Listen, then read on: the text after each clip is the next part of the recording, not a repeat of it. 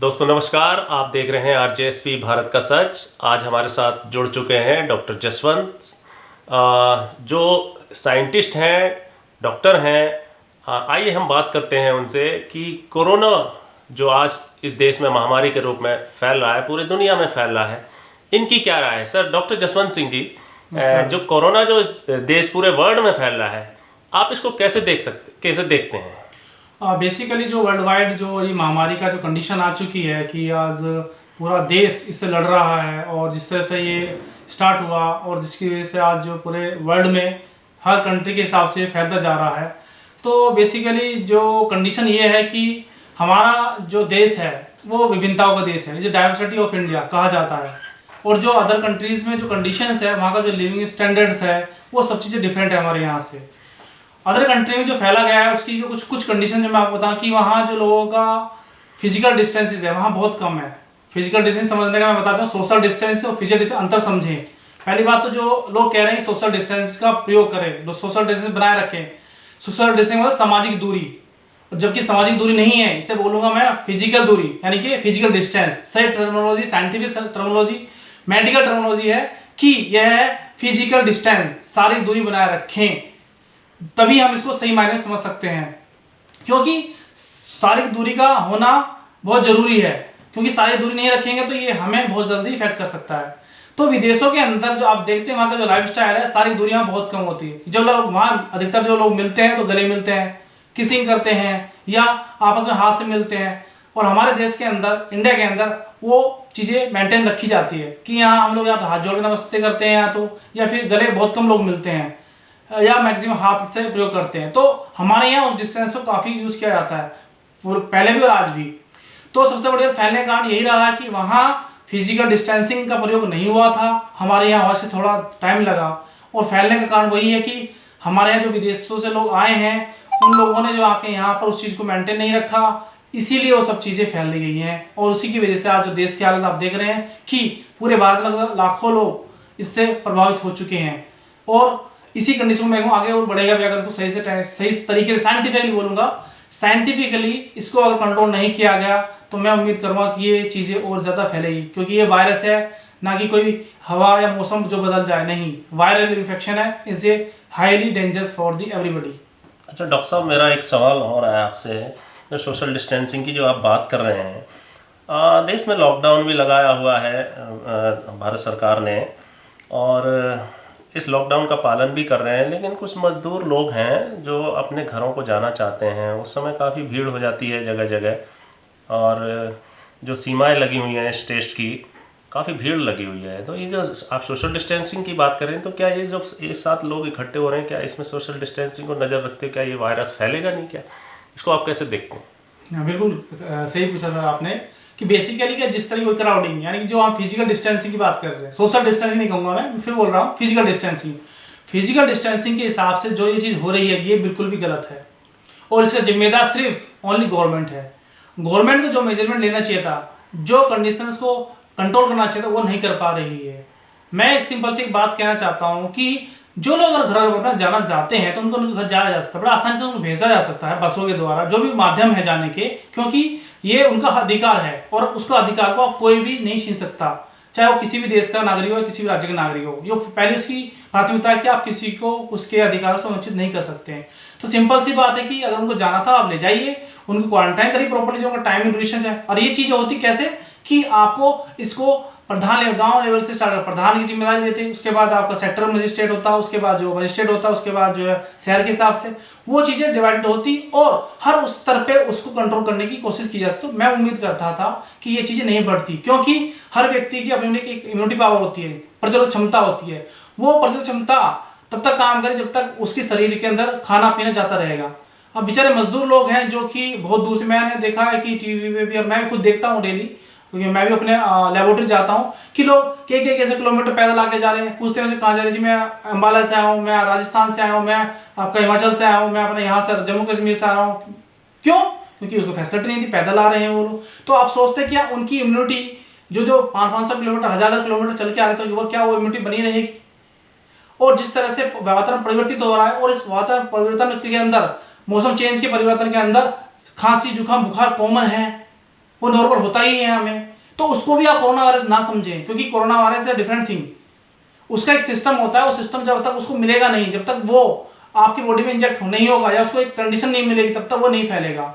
तो जो मजदूर है, मैं उम्मीद करता हूँ मजदूर बहुत कम है जो शायद उन लोगों से कनेक्ट हुए हों कि जिनको हो, अदरवाइज उनके अंदर कोरोना वायरस के चांसेस बहुत कम है।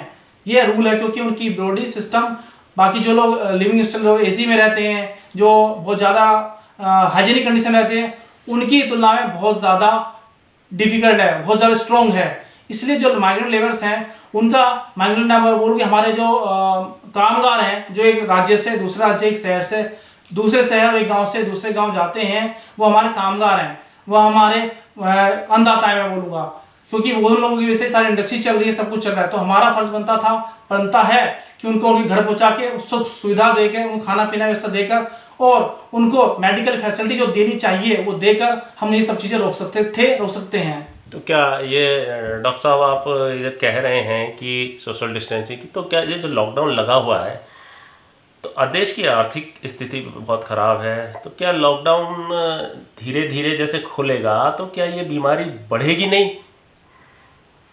जो इस हालात में जिस तरीके से इस समय भारत में 1 लाख से ऊपर ज़्यादा पेशेंट आ चुके हैं, इसके उसमें पॉजिटिव केस हैं, तो ये जिस तरीके से धीरे धीरे बीमारी बढ़ रही है, अगर हम लॉकडाउन को खोल देते तो क्या ये और बढ़ेगी? और बढ़ेगी तो इसको कैसे क्योर कर सकते हैं? जी, बेसिकली क्या कि ये बहुत बड़ा हर व्यक्ति के मन में सवाल है कि लॉकडाउन और खुलता है पूरे देश का तो क्या होगा, क्या जनसंख्या बढ़ेगी, कैसे इसको कंट्रोल किया? हाँ, रियली बेसिकली मैं कहूँ बढ़ेगी संख्या, लेकिन इसको कंट्रोल बड़े आसानी से किया जा सकता है। कैसे किया जा सकता है कि उसके मैं एक मेडिकल तौर पे, एक साइंटिफिक तौर पे बताता हूँ कि जो हम लोग बात कर रहे हैं कि तीन चार चीज़ें। नंबर 1 आपका मास्क पहनना, दूसरा आपका सैनिटाइजर करना, तीसरा आपका खाना पानी का ध्यान रखना, और चौथा सबसे इंपॉर्टेंट पार्ट है आपका मेडिकल फैसिलिटी। हमें अपने देश की हर शहर और हर गांव के लेवल पे मेडिकल फैसिलिटी डेवलप करनी पड़ेगी, क्योंकि लॉकडाउन खुलने के बाद लोग घर से बाहर निकलेंगे, मालूम नहीं किसके मन में किसको क्या प्रॉब्लम्स है। दूसरी बात, अंदर से अपने मन के अंदर से वहम निकालना पड़ेगा कि कोरोना वायरस है, बहुत डेंजरस है। डेंजरस तब होता है जब आपकी शारीरिक क्षमता, आपका शरीर उस रोग से लड़ने के लायक नहीं होता या उसके लड़ने लायक नहीं होता। जैसे कि आप बॉर्डर पे देखें कि फौज कब हारती है, जब वो कमजोर हो जाती है। तो फौज मजबूत करोगे आप तो मैं उम्मीद करता हूँ आप दूसरे बॉर्डर दुश्मनों को हरा सकते हो। हराते हैं हम लोग, चाहे आप किसी बॉर्डर पर आ रहे। सेम हमारे शरीर की कंडीशन है कि हमारे अंदर जो फौज है वो तब तक काम करती रहेगी जब तक उसको खाना पीना पूरी शक्ति मिलती रहेगी, वो उस वायरस से लड़ती रहेगी और वो उसको हरा देगी।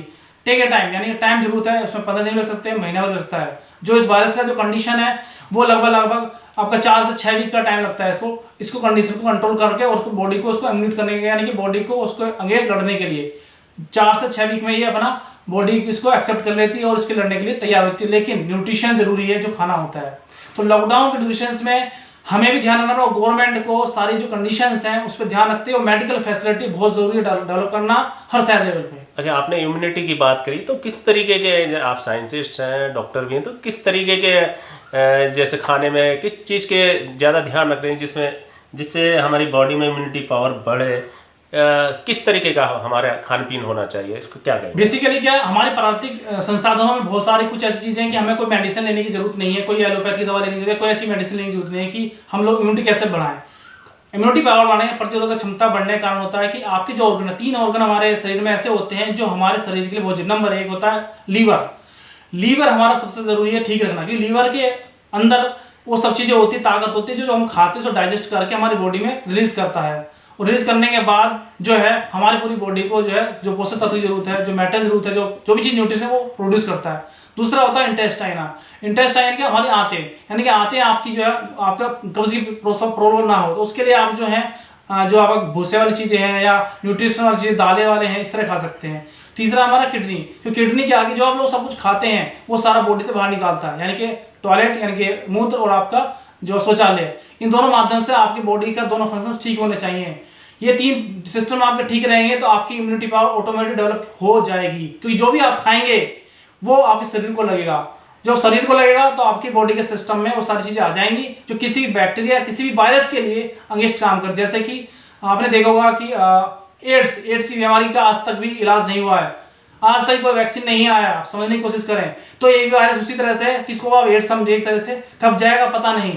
इसलिए अपनी बॉडी की क्षमता, अपनी इससे लड़ने की क्षमता को मजबूत करें। और खाने में सबसे ज़्यादा सिट्रिक फ्रूट लें, जैसे संतरा हो गया, क्योंकि वो संतरे के अंदर विटामिन सी होता है और मटेरियल होता है जो कि उस कंडीशन को मेंटेन करने में बहुत ज़्यादा लाभदायक होता है। संतरा हो गया, आंवला हो गया, नींबू पानी हो गया। गर्मी का टाइम में नींबू पानी खूब लें। आपका ग्लूकोज लें अगर आपको उसकी प्रॉब्लम नहीं है, शुगर की समस्या नहीं है। खाने में आप ज़्यादा चोकर की रोटी ज़्यादा खाएं, उसके अंदर प्रोटीन बहुत ज़्यादा होता है। दालें छिलके वाली खाएं, उसके अंदर प्रोटीन ज़्यादा होता है। जो सब चीज़ें हैं हमारे खाने पीने के अंदर ही होता है। दूध पिएं, दूध अच्छा दूध पिएं, उसके अंदर आप हल्दी डाल के पी सकते हैं, उसके अंदर आप जो है किशमिश छुहारे डाल के खा सकते हैं अगर आपकी कंडीशन है, जिससे कि आपकी बॉडी का डाइजेस्ट सिस्टम ठीक रहे, आपकी इम्यूनिटी ऑटोमेटिक डेवलप हो जाएगी। तो नेचुरल चीज़ों का यूज़ करें। जो हमारे बुजुर्ग हैं, जो हमारे बड़े बुजुर्ग जो हमें कहते हैं ये खाओ, इससे खाओ, चने खाओ, आटे के अंदर चने मिला खाओ आटा, ये सारी चीज़ें वो हैं जिससे कि आपकी शारीरिक प्रतिरोधक क्षमता 100% बनती है, बढ़ती है और बढ़ेगी। इन्हीं चीज़ों के माध्यम से आप अपने शरीर को मजबूत कर सकते हैं। व्यायाम करें। हाँ, सबसे दूसरी चीज़ व्यायाम। अगर लोग जो शारीरिक व्यायाम काम नहीं करते हैं, सिर्फ मानसिक रूप का काम करते हैं, जैसे कि पढ़ाई का काम करते हैं या कलम का काम करते, लिखने का, पढ़ने का, तो उनको कम से पर डे 1 घंटा अपने शरीर को व्यायाम करना जरूरी है। जरूरी नहीं है कि आप योगा सेंटर जाएं, जरूरी नहीं आप जिम करें, अपने घर पे रह के भी आप सब चीज़ें कर सकते हैं। बहुत सारे संसाधन हैं, बहुत सारी क्रिया हैं, वो अपने घर पे एक्सरसाइज करें कम से कम 1 घंटा पर डे 24 घंटे में, जिससे कि आपका बॉडी उस चीज़ जो खा रहे हैं वो आपके शरीर में लग सके। डॉक्टर साहब, एक बात और मैं आपसे पूछना चाहता हूँ। आपने कही व्यायाम की बात, कई कंट्रीज़ में, यहाँ तक कि इंडिया में भी और बाहर की कंट्री में भी ये देखा गया है कि लोग मास्क बांध के रनिंग करते हैं, एक्सरसाइज करते हैं और योगा वगैरह करते हैं, तो उसका रिजल्ट बड़ा नेगेटिव आया है लोगों को सांस लेने में, और कई जगह डेथ भी हो चुकी है। तो इसको आप कैसे, कि क्या मास्क बांध के हमें व्यायाम करना जरूरी है या नहीं है? बिल्कुल सही क्वेश्चन पूछा आपने कि जब शुद्ध वायु थी तब हम सांस लेने में आज मास्क लगा रहे हैं, और जब हमारा अशुद्ध वायु थी तब हम लोग जो बिना मास्क के हम लोग जो है जॉगिंग करते थे, सड़कों घूमने जाते थे, धुआं आ रहा है, डस्ट आ रही है। आज वायु शुद्ध है क्योंकि इन्वायरमेंट कंटामिनेशन बहुत कम है, जो पोल्यूशन लेवल बहुत कम हो चुका है, तो हम मास्क लगा के जा रहे हैं। लेकिन लोगों के अंदर तो एक भय पैदा हो गया कि अगर मास्क नहीं पहनेंगे तो वायरस आ जाएगा हमारे अंदर। बिल्कुल, मैं इसके बारे में समझाइए कि लोग कहना चाहता हूँ कि जो वायरस है ऐसे वायु में नहीं मिलेगा आपको। मैं बहुत क्लियर बता देता हूँ। इस वायरस को फैलने के लिए ह्यूमन बॉडी चाहिए, होस्टिंग चाहिए। अब वो ह्यूमन बॉडी है, ह्यूमन या एनिमल बॉडी जो है, उसी में ये प्रशिष्ट रह, मतलब ये रह सकता जीवित, इसके अलावा कोई और माध्यम नहीं है। आप सोच रहे हो कि पार्क में घूम रहे तो वायरस घूम रहा होगा और आके आपके शरीर से लग जाएगा, आपकी सांस नहीं, ऐसा नहीं है। सबसे बड़ी बात है कि जो आप पार्क में घूमना जरूर जाएं, मैं बोलूँगा जरूर जाएं। आप इस कंडीशन में आपके लंग्स को ऑक्सीजन की ज़्यादा ज़रूरत है, क्योंकि लंग्स के ऑक्सीजन नहीं जाएगा, CO2 बनी रहेगी, तो आपके लंग्स की कमजोर हो जाएगा और आपका हीमोग्लोबिन में जो है कोलेस्ट्रॉल कंडीशन डिफरेंस करेगी। तो ज़रूरत है कि आपको वायु शुद्ध लें, और वायु शुद्ध करने के लिए आपको व्यायाम करना जरूरी है, और बिना मास्क के यूज़ करें आप, ठीक है ना। क्योंकि जो है अब वायु शुद्ध है और आपके लिए व्यायाम, जब आप मास्क लगाएंगे तो जरूर है कि आपको ऑक्सीजन की ज़्यादा मात्रा जरूरत हो शरीर के लिए, जिसकी वजह से आपको जो है ब्रीथिंग की प्रॉब्लम हो जाएगी। क्योंकि मास्क या कोई कपड़ा लगा के आप करते तो डेंजरस हो सकता है, इसलिए मास्क का प्रयोग ना करें। और देखिए अगर डस्ट उड़ रही है तो मास्क लगाए या कपड़ा जो भी आप लगा सकते हैं, लेकिन आपको पता है कोई भी ऐसी कंडीशन नहीं है तो बिना मास्क के, बिना कपड़े के आप स्लो मोशन में आप एक्सरसाइज करें और सांसें लें गहरी गहरी, जिससे कि ऑक्सीजन की कैपेसिटी बढ़े और लंग्स जो है आपके मजबूत हो जाए। तो घर पे हम बिना मास्क के एक्सरसाइज अपने कर सकते हैं? डेफिनेटली घर पे कर सकते हैं, अपने घर के पार्क में कर सकते हैं, बिना किसी उससे। घर में मास्क की यूज है ही नहीं, करने की जरूरत है, लोगों को डरने की जरूरत नहीं। बिल्कुल भी। मैं आपसे एक रिक्वेस्ट करना चाहूंगा चैनल के माध्यम से, और कि कोरोना से डरना नहीं है, लड़ना है और उसको समझना है साइंटिफिकली। आप जो अंधविश्वास में ना जाए और अंधभक्ति में ना जाए, बहुत जरूरी है विज्ञान को समझना। अगर आप विज्ञान को समझेंगे तो मैं उम्मीद करूंगा कि किसी भी बीमारी से, किसी भी आपदा से बहुत आसानी से निपटा जा सकता है। आपको कोई भी सलाह की जरूरत है, आप वैज्ञानिक तौर पे आप कांटेक्ट कर सकते हैं, पूछ सकते हैं, और आपके डॉक्टर्स को अच्छी तरह से आप बता सकते हैं क्या करना है। इट्स वेरी इजी, बहुत आसानी से आप इसके साथ जिए, खुश रहें और काम करें। बहुत बहुत धन्यवाद डॉक्टर साहब। तो ये थे हमारे साथ डॉक्टर जसवंत सिंह, जो एक साइंटिस्ट हैं, और इन्होंने बखूबी कोरोना को लेके बहुत डिटेल से हमें समझाया है, और इन्होंने ये भी बताया है कि हमें व्यायाम करते रहना चाहिए, अच्छे फूड, अच्छे खाना पीना हमें रखना चाहिए अपना।